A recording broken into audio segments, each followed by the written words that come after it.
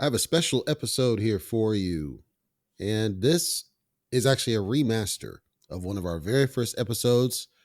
I'm very proud of the episode because as I listened back, it was well ahead of its time. I don't think enough people respect the content as I think they should. And I'm not talking just me, I'm talking in general.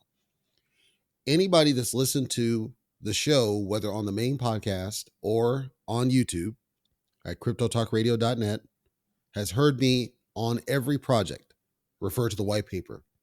And some white papers are great. Dozilla has an amazing white paper. MetaDM has a really good white paper. Everrise now, which I haven't done coverage and I will, but I haven't yet. They have a great white paper. Parabolic has a great white paper. So there's some out there, they really get it. They know what a white paper should be. And they're amazing white papers. And then there are white papers that are crap.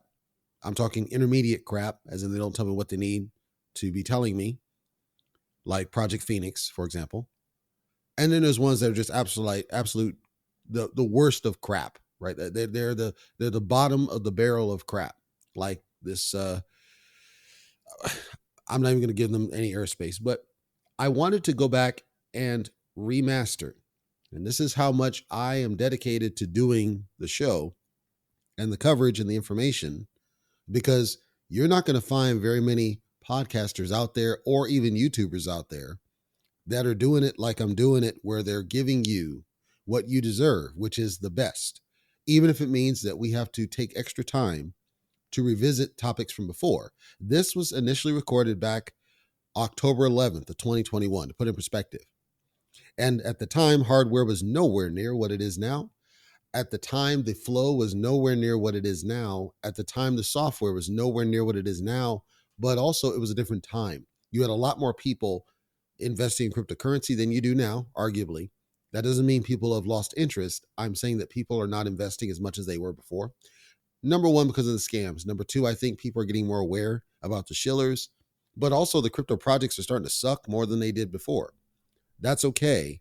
But the tenets around white paper are still the same. And so it caused me to go back and revisit this that I did and try to remaster it from the ground level up for you, because that's how much I care about it, so that the modern audience, we have a lot more people following than we did before. And this wasn't on YouTube because it was in October. And the YouTube channel, for those that naysay the number of subscribers, started in January. We have a very good pace of subscriber growth, healthy pace. We don't need to excessively shill the channel because people, they come and gravitate towards the coverage. So I had back then talked about this concept of a rubric. And I said that in college, everybody that's gone through college at some level wrote a paper where they were presented with a rubric. And the rubric simply tells you what they're grading you on. This is what we're looking for when we assess your paper. Why would we not apply the same concept to then the white papers that we're reviewing for crypto projects? And the reason it's so important to me, as you've seen, every single project, the white paper should guide you as to what they're doing and why, but there's more to it. Let me go ahead and get into this so that you can understand where I'm coming with it and how this all works. So I had a startup back then, and this was Imperium Token, was the name of it, on the Polygon chain. It actually still exists, but it's nowhere near what it was. They've since gone down the crapper because they didn't take my advice like I wanted them to. And many of the people in the community that remembered me reached out and said, yeah, they're going the wrong direction and the token's not even close and it's back at all-time low, and it's a sad situation. But at the time, it had just started up. They sent me this paper and they said, hey, we'd like you to take a look at what we're doing and get your thoughts on it, because we see that you're in the SHIB community. Because at the time, this is on Reddit, by the way. And I said, yep, sure. I looked at it and I thought the white paper was crap. Seemed like they had the right idea. Seemed like their heart was in it fully. But it got me thinking, a lot of these cryptocurrencies at the time simply didn't understand the purpose behind the white paper. They're just going through it. They're just going through the motions as a formality. They're not taking the time to invest some thought and energy into the white paper and really understand why it exists and what it's for, how it lends credibility, why it's critical, and why you as an investor should take the time to read it for due diligence purposes to understand where they're coming from. You want to look at something that is as specific as it can be. Why should I waste time or money or energy investing in your project? Because it's ultimately time waste until I get an ROI. That's not negative on the cryptocurrencies. It's true. Until you get a return on your investment, I'm talking time, I'm talking energy, I'm talking money. Until you get a return on that in the terms of, in this case, value, it's all a waste. There are people that don't think of it as a waste. They know they're going to get some kind of a return in cryptocurrency. In some cases, they don't expect it for 3 years, 5 years, or maybe they're just gamblers. That's fine. The thing is, you don't really know what the return should or could be until it matures. So I'm saying that everything you put in is a waste till you get a return. And again, many cryptos will take different approaches on how they deal with this, and I understand it, and I'm not criticizing them. I think they need to understand a little bit better why the white paper just is a very important piece of what you're doing, and ideally not the garbage Git book. Everybody's kind of doing it differently. Some are doing PDFs, some are doing the garbage Git book, some don't do a white paper, some do a marketing slick. That's cool. They can do what they want to do. It's their project. I have always believed we should get back to certain fundamentals. And the start point is look at the white paper. Because I think if you dedicate, as a project, as a token project, if you dedicate time and energy to your white paper, it shows real investors. I'm not talking the gamblers at this point. I'm talking real investors, serious investors.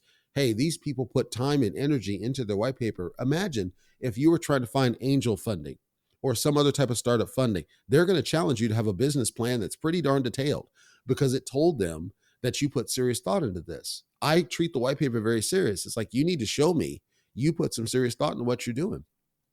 If you're new to cryptocurrency, if you're getting in it fresh out, or you just kind of tiptoed in a couple things, you're new to it, I believe the first thing you should do is look for a white paper. And I believe it should follow the rubric I'm about to tell you, in my opinion. For any cryptocurrency, sometimes you'll get cryptos that are brought to your attention because your friend said, hey, look at it. No problem. But do some research. Take a deeper look. Try to understand what's their purpose, what's their intent, where they're going to go, and then ideally look for a white paper that they should have made available that tells you why they're here and what they're doing and how they're going to make things happen. I know that there's a lot of cryptos out there, and the vast majority of them are not business people. I got it. Satama is a perfect example where Satama is one of those projects where it's actually run by business people who don't really know how to run it as a business correctly, evident by their price movement. I got it.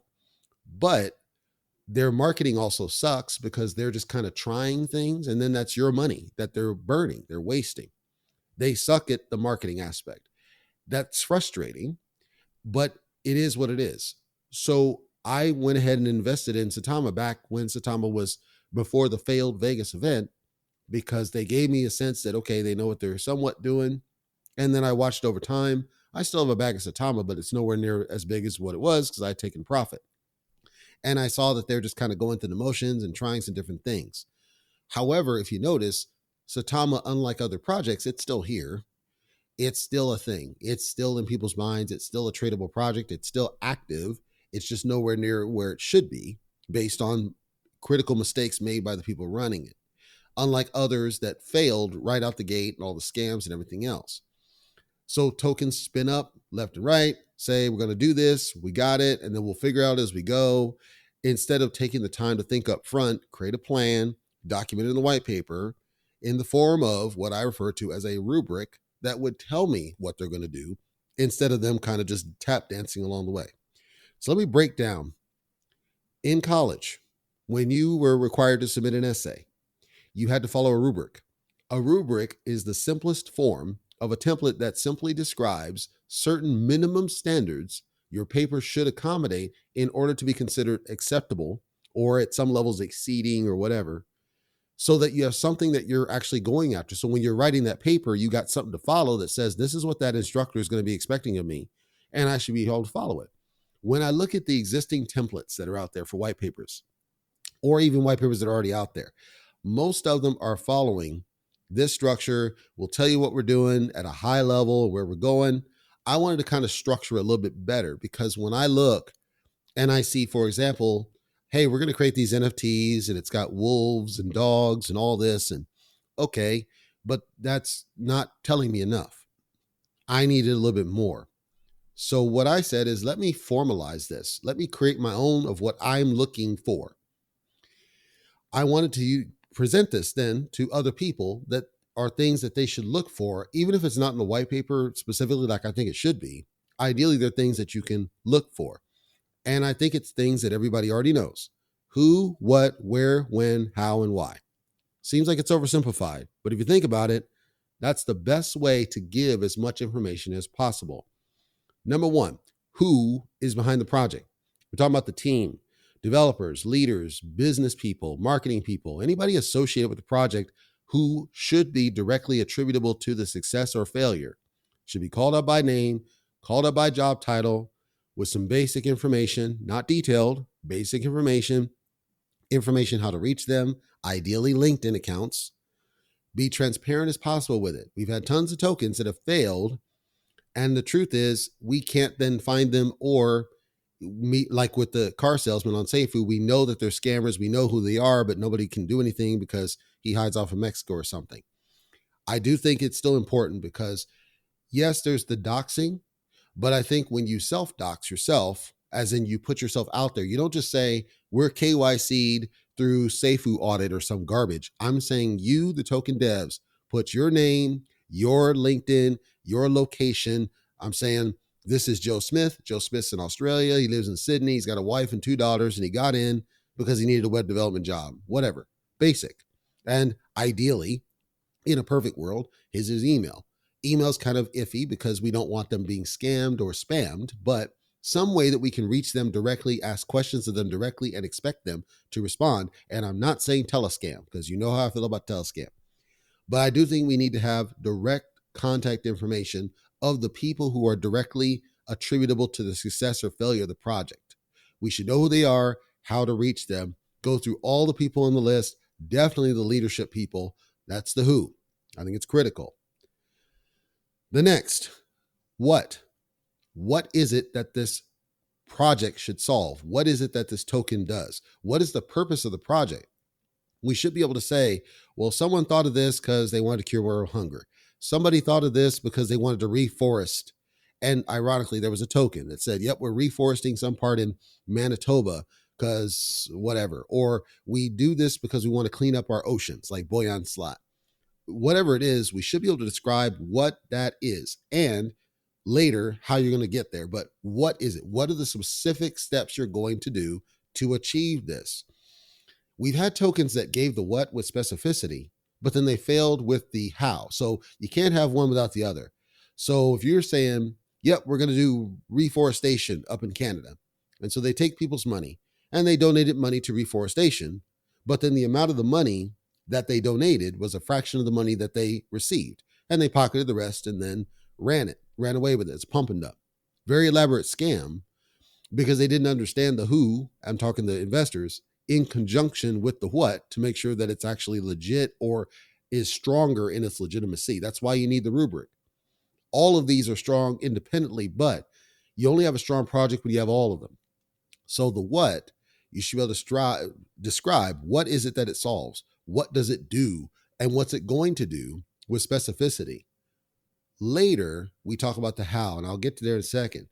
But you should also be able to decide or define rather your target audience. Are you targeting millennials? Are you targeting Gen X's, boomers, employed, unemployed, hippies? What are you targeting? That's great that it's a good cause, but you should be able to describe what the cause is and why that group of people should care and define specifically a target.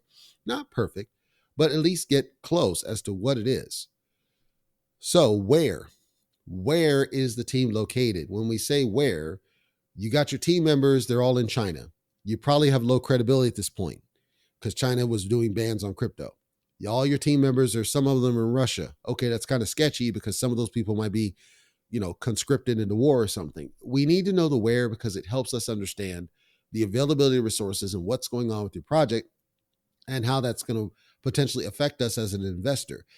If you have all of your people in one location, that creates a higher risk because let's say that country creates a ban on cryptocurrency, they could basically rug and run.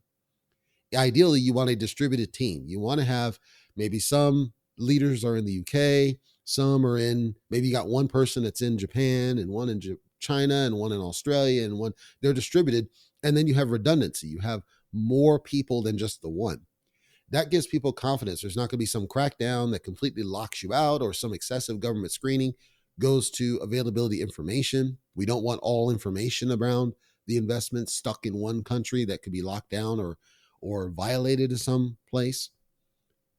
It's what that one's going to. Where are people? And be as specific as you can without violating their privacy.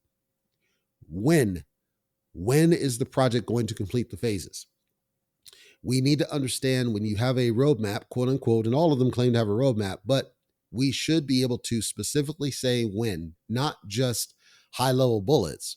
When this will be done in March of 2022, this will be done in April 2022, this will be done in May 2022, and so on.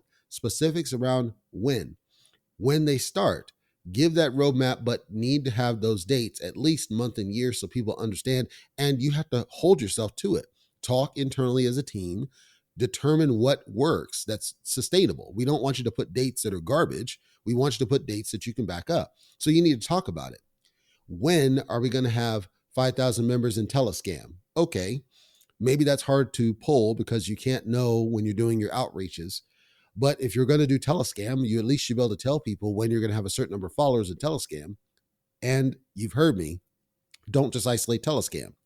So ideally, you would say, when are we going to have 50,000 followers across all social media platforms?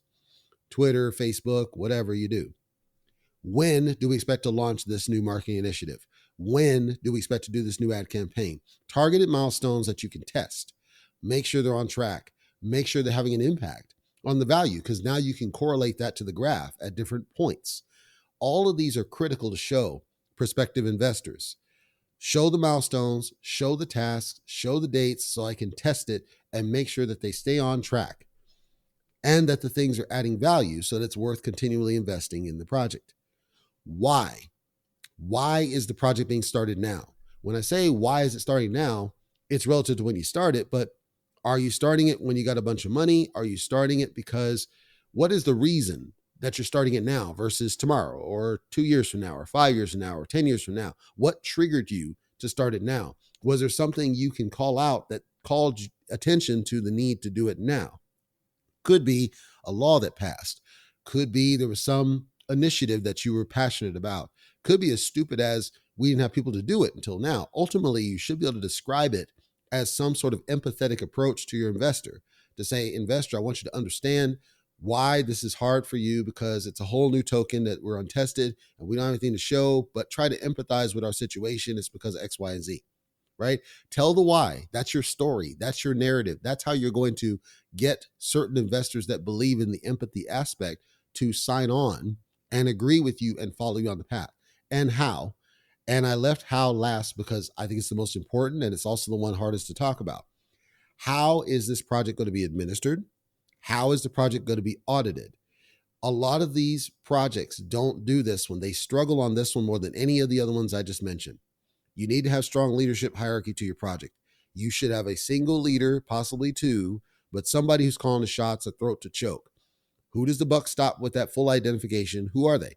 And your project should have strong oversight, financial oversight, technical oversight, somebody overseeing things.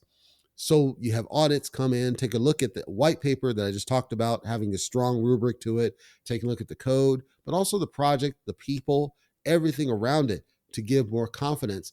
And again, how are you going to do these things? How are you going to build this hierarchy that I'm describing? How are you going to oversee it? How are you going to make sure that you don't have this dev over here in the corner whose job is just to press button and distribute rewards, like what happened with Shiba Swap? And then, of course, Shiba Swap is essentially garbage because they didn't take the time to really think about how are we going to make this work. Shiba Swap took over a year to get to the point that it was a viable product, and even now it's not viable because they're losing rewards and it's basically crap. Look at Cytomask with Satama. Cytomask came out as a concept. They said they were going to launch on November 13th. They jacked it all up and then had people getting drunk because nobody stopped to understand the how. How are we executing? What is our execution plan? They thought they did, but there were all sorts of red flags. And then nobody was listening when others like myself tried to help them avoid those red flags. This is creating risk. All these different things where they're not thinking about it is just creating more risk. Why? Because in the case of Shiba Swap, for example, you have one guy at the time, his job is to press a button that causes the rewards to distribute. What happens if that guy gets hit by a train? His family gets sick. He causes COVID, which he did actually at a point. What happens? Rewards don't go out. Rewards don't go out creates a red flag. How do you know it's not a rug pull? Two, what stops him from pressing the button to issue rewards to himself? And you don't know because you don't have the oversight. There's a multitude of things that we want to look for in order to mitigate risk. But if you don't have the how are we going to administer? How are we going to mitigate? How are we going to manage? You're never going to know of what you need to do in order to build that structure over top of it. So hopefully that's given some insight into this is what I'd like to see in the rubric. It's as simple as who, what, where, when, how, and why. And then going deep into it. And ideally that paper should be so well structured that you know everybody behind the project. You know exactly what's in their heads. You know that they're talking to you as an investor and they're treating you seriously like an investor because they want your investment confidence, not for just the short-term pump, but for the long term. They want you to feel like it's a strong investment and that it's worth putting money into and that you should expect to get some kind of a return. We don't know how much, but we're going to work together to get there. And based on the confidence I got from your white paper, we're going to get there together. And as an investment, I have liberty to give you the feedback when I see you're going off the beaten rails. I think the white paper is critical. I think it's underutilized. I don't think enough companies are writing it correctly. And I hope that this rubric that really I just brainstormed out is helpful to someone. You've heard me say on frequent occasions, I want tokens that want to smoke. When I say that, and I'm trying to get them on the show to talk them through this is the kind of thing I'm talking about, where I can help them understand not only the importance of the white paper, but also what should go into the darn thing. I'm always at open liberty to help companies, and they're free to use my rubric. I've offered it to at least 3 tokens so far. They haven't used it. Those tokens don't exist in the form that they should. They're literally failures at this point. And that's because none of them are taking the smoke because they're too busy thinking that they got all the answers and they're not listening to external feedback like mine. I'm trying to help them do things right up front. Anybody that's willing to do that, they're going to get stronger as a business. And that's what most of the tokens should act like as a business. The white paper is what tells me they're taking it serious as a business and not as a quick pump and dump. I hope this helps everybody, and I hope it's been informational, even if you're just an investor, because it's the same thing I look for when you hear me talk about a white paper. This is the kind of stuff I look for. And it's part of the score report. When I look at the score report, that's why none of them have got a significant high score on the score reports, because many of them don't follow this rubric, but it's what I follow. Another point on this, a template rubric will be made available on cryptotalkradio.net at some point. I have to decide the right timing to put it up because there's other things that are in front of it, but that's going to be put on the site so that if you're curious, you can kind of follow what I described here in simpler form. But again, hopefully it's been informational and instructional for you in understanding what I see as the gaps in everybody's white paper and why you hear me say so many are crap, because they are.